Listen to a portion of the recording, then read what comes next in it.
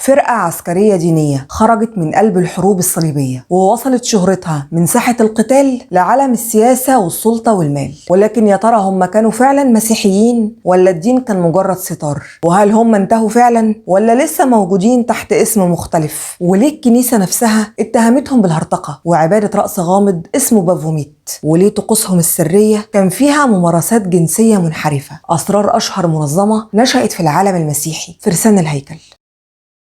في البداية لازم نعرف إن في نظريات كتير بتقول إن جماعة فرسان الهيكل أصولها بيرجع لأسر يهودية، وإن ال9 فرسان اللي نشأت بيهم الجماعة من نسل شيوخ يهود، والشيوخ أسسوا مجموعة عائلات. العائلات دي كانت بتمتلك الحكمة السرية، بجانب ان فرسان الهيكل استعانوا بمهندسين يهود في بنائهم لقلعتهم اللي كانت موجودة في فلسطين، واستخدموا في بنائها رموز روحانية يهودية. اما عن بداية التنظيم سنة 1096 كانت بداية الحروب الصليبية اللي دعا عليها البابا أوروبان الثاني في مجمع كالريمونت سنة 1095. ومع استمرار الحروب قدرت الجيوش اللاتينية انها تسيطر على معظم فلسطين بما فيها اماكن مقدسة جنب مواقع في سوريا. وبعد كده الجيوش الصليبية رجعت تاني لأوروبا وسابوا المستوطنين من غير حماية كافية. ده غير سفر الحجاج المسيحيين لفلسطين بقصد الحج. الحجاج معظمهم كانوا بيبقوا عزل ومسنين، وكانوا بيواجهوا خطر في طريقهم للحج بسبب قطاع الطرق اللي كانوا بيسرقوا فلوسهم، وممكن كمان توصل للقتل. مع استمرار الوضع على كده ظهر فارس من قادة الحملة الصليبية الأولى اسمه هيوغزي ديباين، وقرر يأسس جماعة هو و8 من رفاقه. والمفروض إن الهدف من تأسيس الجماعة هو حماية الحجاج اللي رايحين بيت المقدس يحجوا. ويوم الإعلان عن الجماعة اجتمع الفارس هيوغز ورفاقه ال8 قصاد ملك القدس بلدوين الأول وبطريرك القدس، وقالوا إن هدفهم من تأسيس الجماعة هو الحفاظ على أمن الطرق الرئيسية والفرعية مع الاهتمام الخاص بحماية الحجاج.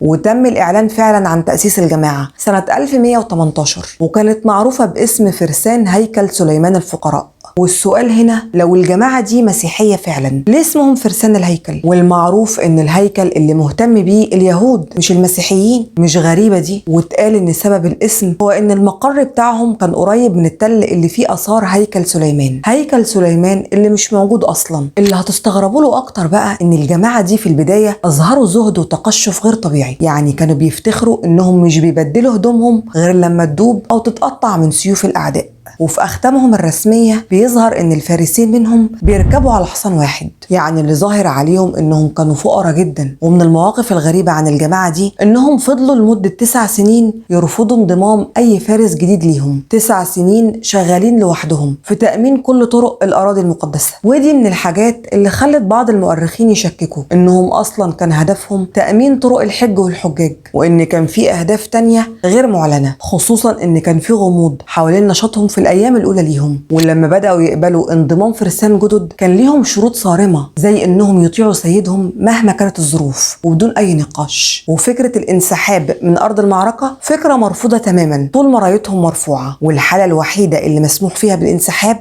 هو لما يكون العدد 3 مقابل 1. وعلشان يحسموا الموضوع ده كان أي فارس يتأسر أو يستسلم ما بيدفعوش فديته علشان يجبروه يحارب لحد الموت في أرض المعركة، لأنه لو اتأسر وما اتدفعش ليه فدية برضه هيموت. فطالما كده ميت وكده ميت فبيموت في المعركة. وفي خلال 10 سنين وصلت شهرة الجماعة لكل أوروبا، والكنائس كانت بتتكلم عنهم وتمجد فيهم. وانعقد مجلس كنسي برئاسة القديس برنارد عام 1128، واعترفوا رسميا بفرسان الهيكل كنظام ديني سياسي. والفرسان اللي كانوا حاضرين أقسموا في المجلس إنهم يكونوا فقراء، وأقسموا على العفة والطاعة. والمجلس الكنسي ألزمهم بحلق شعرهم، وتحرم عليهم حلق اللحية، وألزموهم بلبس الملابس المعروفين بيها اللي هي العباية البيضة وعليها الصليب الأحمر. في المرحلة اللي بعد كده هنشوف ثراء للمنظمة دي وصلت إنها نطحت أعتى ملوك أوروبا. فرسان الهيكل كانوا حريصين جدا إن محدش يعرف عنهم أي حاجة أو عن أي نشاط ليهم، خصوصا مصادر نفوذهم وثروتهم. الغموض والسرية دول جذبوا ليهم فرسان جدد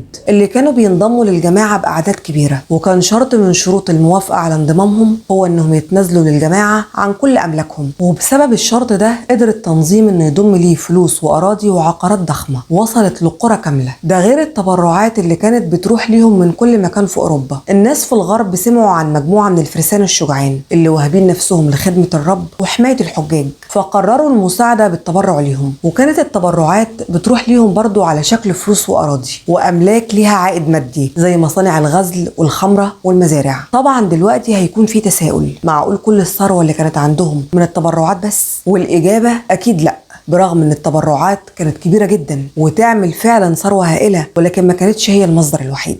المصدر الثاني لثراء التنظيم مرتبط ارتباط قوي بالنظام المصرفي اللي مستمر لحد النهارده، يعني نقدر نقول ان هم اللي اسسوه. في الحضارات القديمه زي مصر وبابل كان بيبقى في انظمه ماليه بسيطه بيديرها الملوك والكهنه، ولكن ما كانتش بنوك بالمعنى التنظيمي او التجاري. وفي اوروبا في خلال العصور الوسطى الاولى كانت الناس بتتعامل نقدا او من خلال صرافين افراد من غير مؤسسات مصرفيه منظمه. اما فرسان الهيكل فاسسوا شبكه واسعه من الفروع الماليه في اوروبا والشرق، وابتكروا أنظمة إيصالات الإيداع اللي ممكن صرفها من أماكن بعيدة. يعني هم اللي اخترعوا فكرة الشيكات البنكية. وقامت الفكرة عن طريق إن الحجاج اللي رايحين يحجوا في الأراضي المقدسة يودعوا الفلوس اللي هتكون معاهم في رحلة الحج في أقرب مقر للفرسان، والحج اللي كان بيودع فلوسه كان بياخد بدل الفلوس إيصال مكتوب فيه المبلغ اللي دفعه، ولما يوصلوا الحجاج يسلموا الإيصال لمقر الفرسان في الأراضي المقدسة وياخدوا فلوسهم، وبكده الحجاج يضمنوا إنهم مش هيتعرضوا للسرقة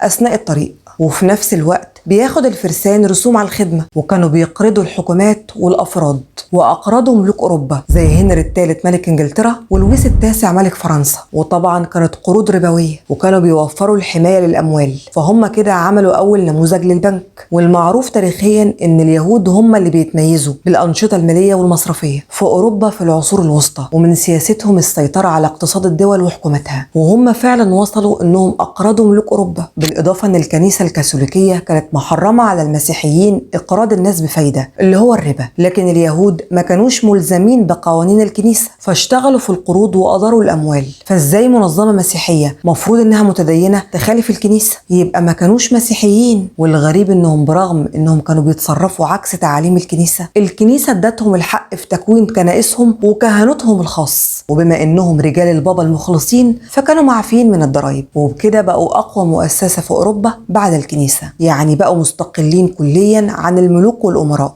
وبقوا إمبراطورية مستقلة ذاتيا. والصعود الرهيب ده كله مع السلطة كان هو بداية النهاية للتنظيم وكشف حقيقته اللي محدش بيتكلم عنها لحد النهاردة. معركة حطين بقيادة صلاح الدين الأيوبي عام 1187 كانت نقطة تحول في تاريخ التنظيم، لما انهزم الصليبيين واتقتل منهم 20,000 مقاتل. وبعدها ب3 شهور دخل صلاح الدين القدس. اضطر وقتها فرسان الهيكل إنهم يهربوا من المقر الخاص بيهم في القدس، واتنقلوا بعدها لعكا، وقدروا يصمدوا فيها حوالي 100 سنة. ورجع معظمهم لوطنهم الأصلي فرنسا، ورجع الباقي لأوروبا، وانتهى وجودهم في الشرق تماما عام 1291. وكان القائد عليهم في الوقت ده جاك دي مولاي. بعد رجوع الفرسان لأوروبا ما بقاش ليهم نفس النفوذ أو الدور القوي زي الأول، وبقى وضعهم أضعف لأن الأسباب اللي أنشأوا عشانها المنظمة ما بقتش موجودة، لكن البنوك بتاعتهم كانت مليانة بالفلوس. وفي نفس الفترة دي كان فيليب الرابع ملك فرنسا بيمر بأزمة مالية. الملك فيليب كان معروف عنه إنه طموح، فبدأ عهده باختيار أعوان ومستشارين مختلفين عن الملوك اللي سبقوه، لأنه ما اختارهمش من النبلاء أو رجال الدين، ولكن اختارهم من المحاميين والأكاديميين. وأسس جيش عسكري موحد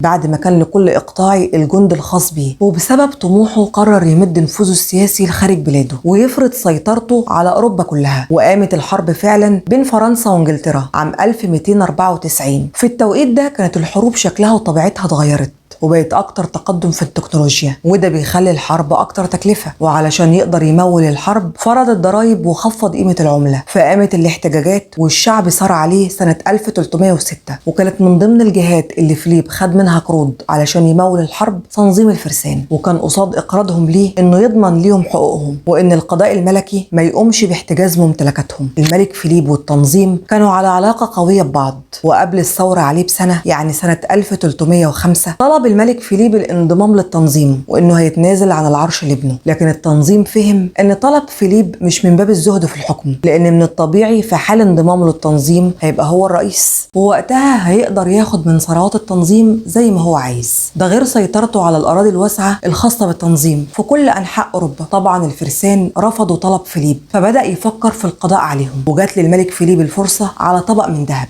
لما انشق عن الجماعة فارس اسمه إيكو جوفلورين، وكشف للملك فيليب فضايح بيرتكبها النظام، وهو التجديف، ومعناه الحديث عن الله بازدراء. والانحراف الجنسي وعبادة الشيطان اللي هو بافوميت. وقال إن الطقوس اللي بيقوم بيها أي فارس جديد بينضم للمنظمة بتكون عبارة عن البصق على الصليب وإنكار المسيح وتقبيل الشخص اللي هيعمده في فمه وأماكن تانية مخجلة في الجسم، وكانت تسمى بالقبلة الفاحشة، بجانب ممارسة أفراد النظام للمثلية الجنسية. وفي معلومات من موسوعات ومراجع تاريخية مختلفة بتقول إن الفرسان أمنوا بوجود إلهين، إله الخير وإله شرير، بيصوروه على هيئة صنم مرعب، وكانوا بيقدموا ليه أعظم طقوس العبادة. مش بس كده، دول راحوا لأبعد من كده بكتير، وقالوا إن الابن الأكبر لله جل وعلا هو الشيطان لوسيفر. طبعا التهم دي ساعدت الملك فيليب في إنه يقضي عليهم، وبتقول الروايات إن رجال الملك انتشروا في أنحاء فرنسا وقبضوا على حوالي 15,000 فرد من فرسان الهيكل من غير أي مقاومة، بما فيهم قائدهم جاك دي مولاي. واتقال إن تم تعذيبهم على إيد ضباط الملك علشان يوصلوا لأكبر قدر من الاعترافات. واتقال إنهم اعترفوا فعلا بكفرهم وسبهم للسيد المسيح وأمه السيدة مريم العذراء، وإنهم بصقوا على الصليب ومارسوا الشذوذ الجنسي والأفعال المنافية للأخلاق.